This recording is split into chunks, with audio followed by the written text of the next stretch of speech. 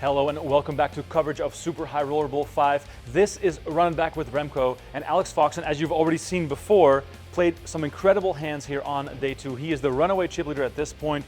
A crazy hand happened, kings versus tens, but that was not all. The story was far more complicated than that. All in. All in.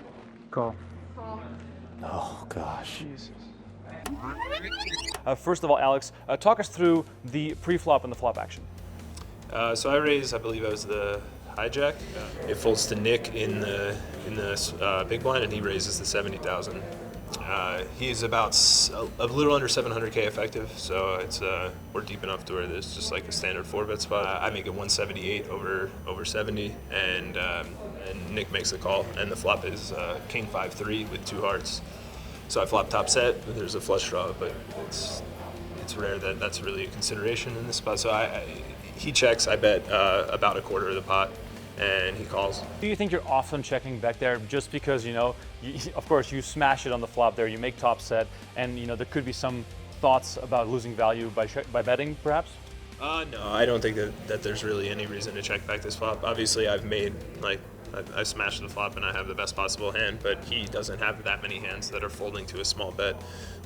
So we just get more chips in the pot this way, and I want to be betting with all of my 4-bet bluffs on this type of flop. So yeah, I'm pretty much betting almost every hand that I have at this point.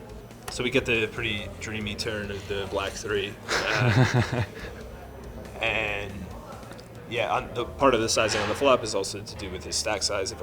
With a really small bet size, he still has significantly less than a pot on the turn behind. So so when we get to the turn, it's I think a pretty easy check back. Honestly, the whole hand is pretty standard. I have to check back in the spot every time. I'm gonna have a lot of check backs, and this is the best one.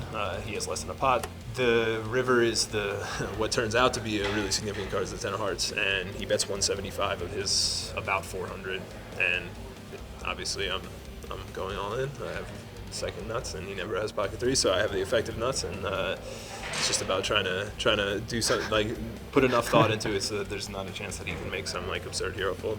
So I end up using a time bank and then shove, and he just has tens for just a really sick cooler that the hand's just super standard. It really couldn't have played any other way, I don't think. Sometimes there's nothing you can do. The cards just give you the chips, basically. Sometimes tournament poker can be really easy. That's what Alex Foxen just did. Full house over full house. He is your chip leader at this point in day 2. Please stay tuned for more right here on Poker Central.